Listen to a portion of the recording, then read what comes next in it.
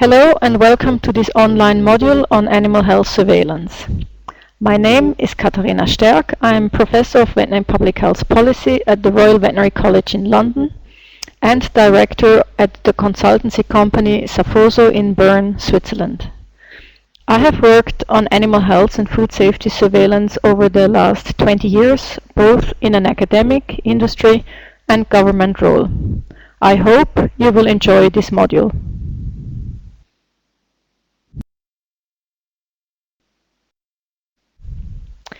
This lecture was produced as part of an international research project on surveillance funded by the European Union. The project is called RISKSUR. It includes work of animal health surveillance and ran from 2012 to 2015. There are 12 partners in RISKSUR from 10 European countries. This includes partners with both academic, industrial and government backgrounds. This is an introductory level lecture for participants who are just learning about surveillance, or it could be used as a refresher. The objective is to provide an overview of surveillance elements, to explain alternative designs, and to review the epidemiological principles that are relevant to surveillance and ultimately to the quality of information produced by surveillance. I assume that participants have a background in veterinary medicine or are familiar with common animal diseases, their clinical presentation, as well as the key aspects of pathogenesis and diagnosis. When we discuss surveillance, we use quite a few special terms. To make sure that we are all using them in the same way, the RISKSUR consortium has developed a glossary which is available online. I suggest you use this as an additional resource. Also, please keep in mind that definitions are not static. How we describe and use new concepts is an ongoing process. The current version of the RISKSUR glossary is also provided for download in the file share section. I would like to start the lecture with reviewing the basic terms we will be using. Monitoring.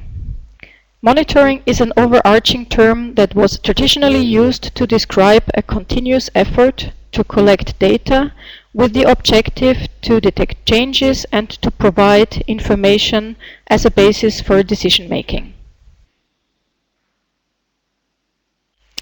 One example of monitoring data is shown here.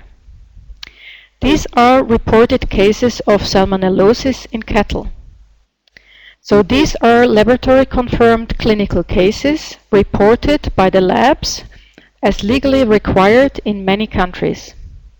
Please consider the pattern of reporting for a moment.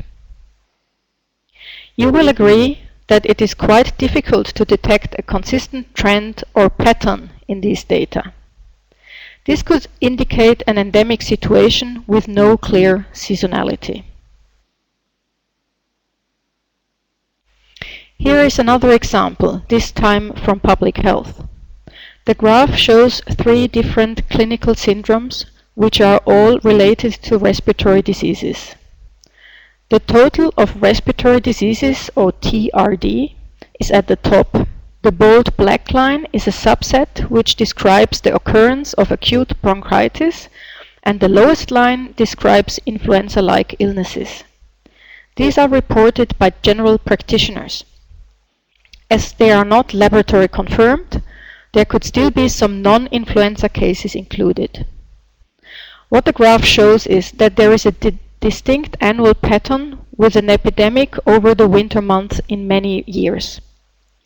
Once the increase in cases is recorded, there will be typically a communication effort started to advise people how to avoid infection. Thus, these data are used as a basis for decision making.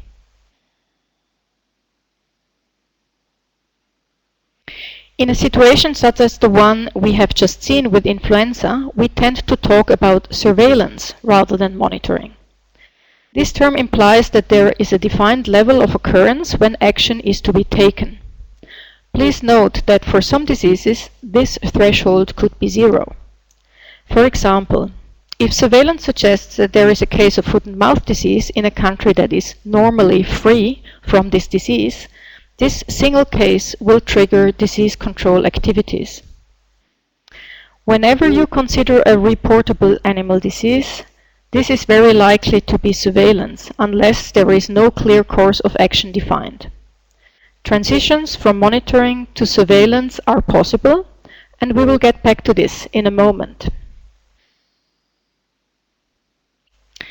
This slide shows the cases of bovine spongiform encephalopathy, or BSE, as they were detected over time in the United Kingdom. As the incubation period of this disease is several years, this epidemic was very protracted. Control interventions were progressively introduced from the early 90s, but took some years to become fully effective. You can also see the long tail. As with BSE, there were interventions and eradication objectives.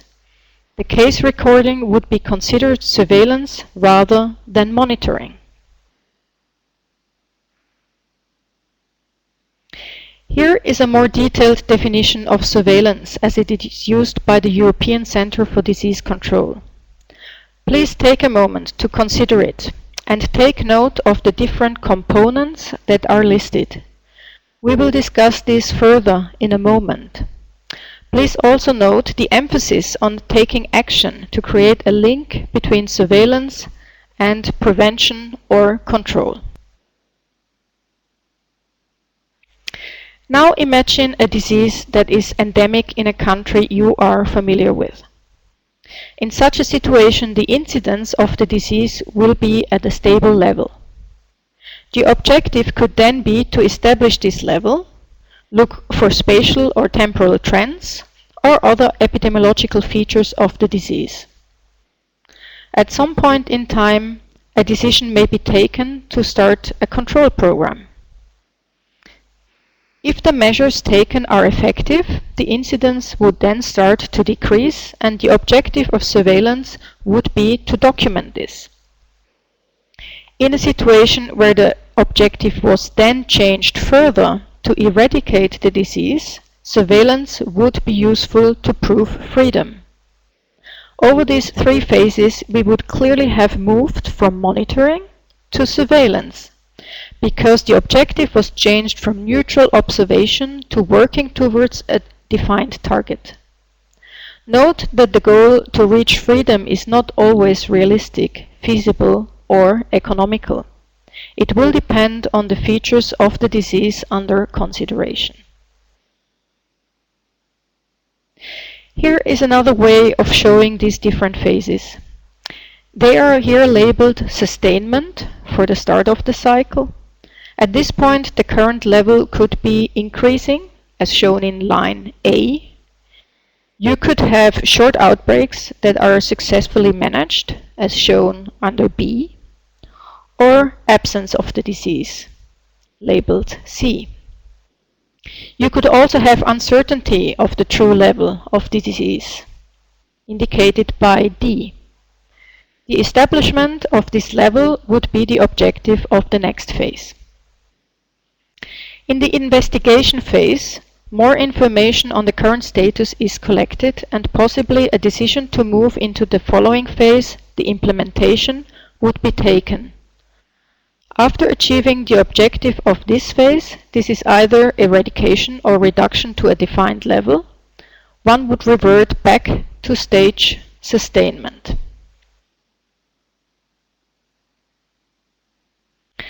This same approach is here shown in a slightly different way. The emphasis here is on the connectedness between the stages. Again, you can see different scenarios. On the outer purple ring, the emergence of a disease followed by control and elimination. The second gray ring shows an endemic situation followed by control and stabilization at a lower level, and the innermost ring in green would be the situation of absence of disease or freedom.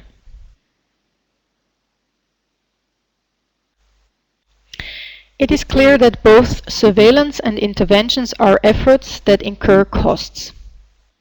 Also, the information produced by surveillance can only really be of value when it is used as part of the decision-making for intervention or control. So, to select the right measure, we use the information provided by surveillance and then again assess the effect of these measures after we implement them. Only when applying these two activities, surveillance and intervention, can we achieve the ultimate goal, which is the reduction of economic losses. This integration of economic thinking in the design and evaluation of surveillance is currently still at the beginning, and more work on this aspect is also being conducted as part of the RISKSUR project. You may have come across the term survey. Please note that although this sounds very similar to surveillance, it has different meaning. It is a tool for data collection and as such could be part of a surveillance program, but it could also be a research activity. When we consider the activities of surveillance, we can distinguish a sequence of components which result in expected outputs. We gather data, which is analyzed to result in statistics. The latter then need interpretation to become information and provide the basis for action. To close the cycle, assessment and review is required, leading to necessary adjustments before restarting the cycle. This slide concludes the second section of this lecture on definitions and concepts.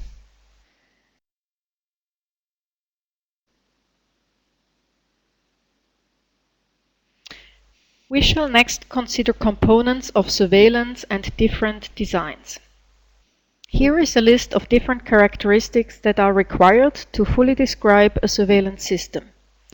The first set of elements could also be considered as describing the design of surveillance. The first step is to define the objectives. This is very important as it determines the most effective design. The choice of objective will depend on the stage in which surveillance is applied. Go back to slide 11 or 12 if you are no longer certain about what the different stages and possible surveillance objectives are. Next, the hazard needs to be defined. This can be a narrow, single hazard, such as foot and mouth disease, or it can be broad, such as antimicrobial resistance. Taking into account the diagnostic methods that are available, we then need to a specific case definition. More on case definitions will follow on one of the later slides. Next, the target population should be defined. Besides the species, this could also include age group, breed, location, or other risk factors. If risk factors are considered, this will result in what is called a risk-based design, because elements of risk assessment are included here. Then, the timing of surveillance activities needs to be determined, also considering practical aspects of implementation. The following steps occur later, when data have been collected. This will require data management and statistical analysis. Very importantly, the communication of information should also be described. Who is the target audience, or more specifically, who needs this information to take decisions? Today, surveillance information is also often communicated via the internet. Once all these points are determined, you have a full description of your surveillance system. As an exercise, you could consider a system you are familiar with and try to describe it by covering all these characteristics. There are many surveillance programs implemented around the world. Here you can see a few selected examples in the animal health context. Systems can be implemented at different levels, for example across the country, at national level, at industry level, for example the poultry industry, or at individual farm level. Of course, the objectives will change accordingly. on a case-by-case basis.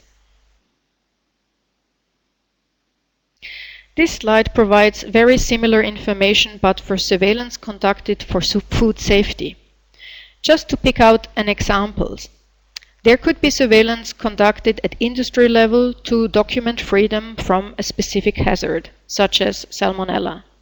This would indicate that the industry has a higher motivation to implement control measures than government. Another example at producer level could be to conduct more rigorous surveillance for cell counts if a dairy producer was supplying milk to be consumed raw. I am sure you can think of more examples from your own experience. In the context of surveillance, the term case has a very central meaning. It is basically an animal or another unit, such as a farm, that fulfills the case definition. The case definition describes in detail all the criteria that need to be fulfilled for a unit to be considered a case. These could be clinical characteristics or other diagnostic outcomes. The goal is to have a definition that is sensitive enough to identify all relevant cases, but also specific enough to not include too many units. The case definition can also change, particularly with a novel disease where not all characteristics may be known from the start. We sometimes distinguish between suspect and confirmed cases at different stages of diagnostic procedures. Case definitions can have a legal status when they refer to reportable diseases. The veterinary legislation of most countries will define who is obliged to report. Here you can see an example of the legislation in England. The reporting chain starts with the owner and passes through the veterinary service to the World Organization of Animal Health. The latter receives case reports from countries and publishes them on its website, plus issues emergency alerts to countries. Once we have the definition of the case, we can start to count. Counting sounds trivial, but it is an essential activity in surveillance. If there are clusters of cases in either space or time, we can call this an outbreak. And if there are many outbreaks, this becomes an epidemic. We are now moving on to discuss different surveillance approaches and designs. You can distinguish between passive and active surveillance approaches. The latter is active from the perspective of the counting agency. This is the organization collecting the information. In an active approach, the agency would itself make an effort to find cases, for example, by sampling. In a passive approach, cases are reported to the agency from the outside, for example, by veterinarians or laboratories. The agency therefore has a passive role, just waiting for reports to arrive. The distinction between random and risk-based surveillance was mentioned earlier. If risk factor information is used to select parts of a population that are more likely to harbor cases, this would indicate a risk-based approach. Sampling is a central concept of many surveillance mechanisms. This slide provides a list of different sampling strategies. This lecture will not go into more detail on sampling or sample size calculations. If you are interested in these aspects of surveillance, we suggest you consult a relevant textbook or website. Here is a summary of the characteristics of passive and active surveillance designs. There are many other differences, for example in terms of costs, but also in terms of bias. We will discuss the latter in more detail on some of the later slides. But one key limitation of case reporting is mentioned here. This is the dependence on the willingness to report, which could be related to either disease awareness, to the motivation, or incentives to report, or both. Surveillance results are most commonly summarized as either incidence or prevalence data. Both are measures of disease frequencies that are essential in any epidemiological investigation. The differences are summarized here. In brief, the incidence measures the number of new cases that occur in a defined time interval. It is therefore a rate. The prevalence measures the number of existing cases in the population at risk. It is a proportion and often expressed as a percentage. There is an example provided at the bottom of the slide. Note that the population at risk differs between the examples. Take a moment to make sure that you understand why.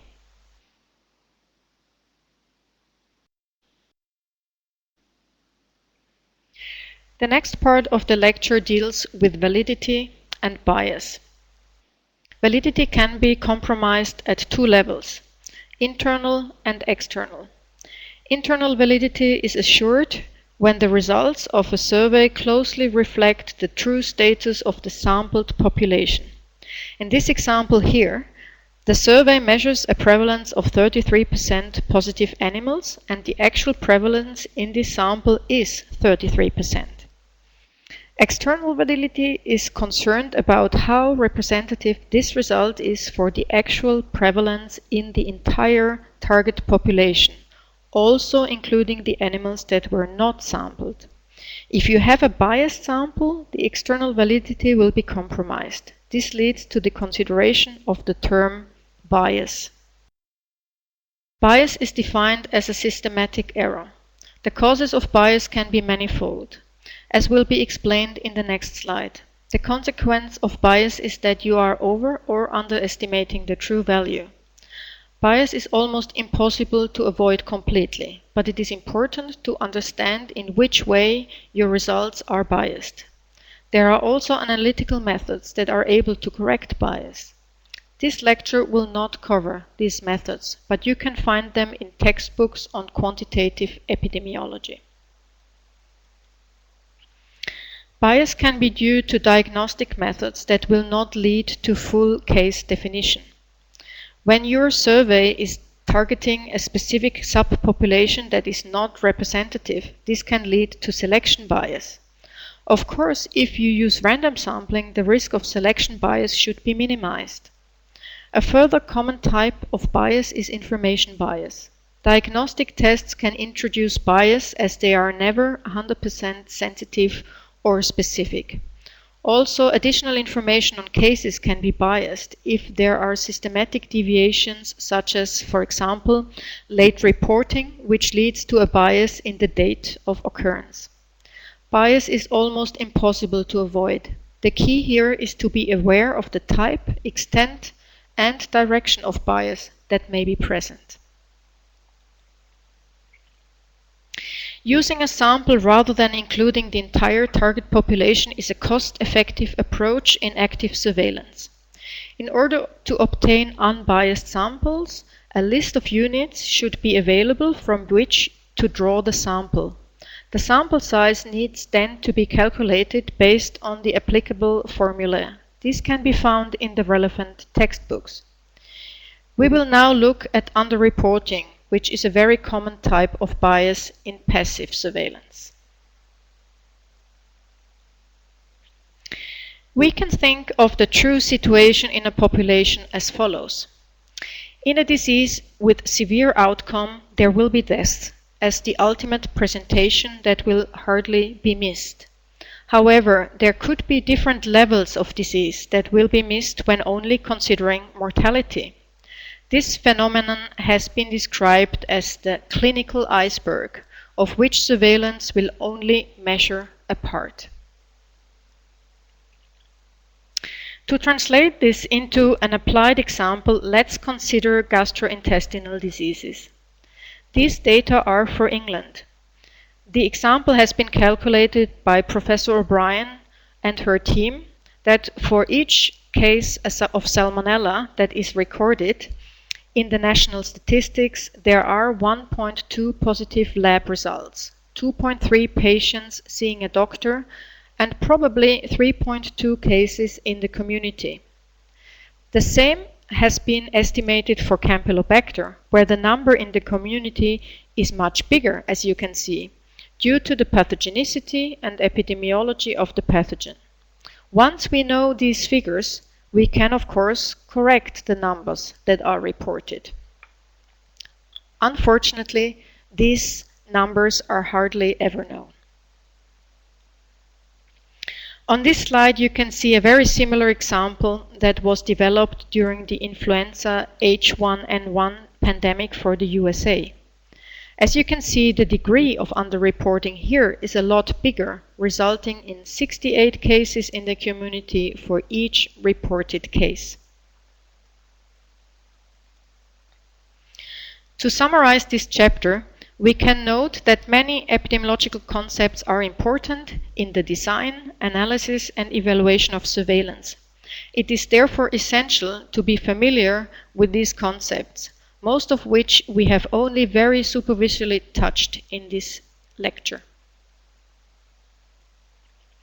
In the last part of the lecture, I would like to say a few words about more complex surveillance systems, as they are likely to occur in the real world. Often, surveillance consists of many parts of a puzzle that jointly provide the information required by decision makers. Thus, surveillance systems very often consist of more than one component.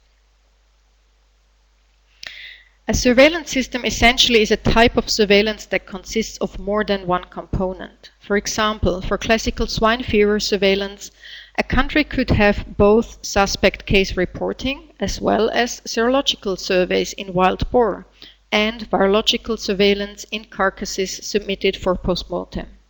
So there would be three components, all informing the same outcome, namely the presence of classical swine fever virus. Finally, I would like to emphasize that surveillance systems are not static. As the context in which they are applied changes, for example with a changed health status, they need to be evaluated. This involves a systematic and rigorous review of whether the system provides the right sort of information and of the expected quality. Evaluation of surveillance is a relatively recent activity and not yet widely applied. There will be a separate lecture on this topic as part of the RISKSUR training series. We are now at the end of this lecture. I thank you very much for listening.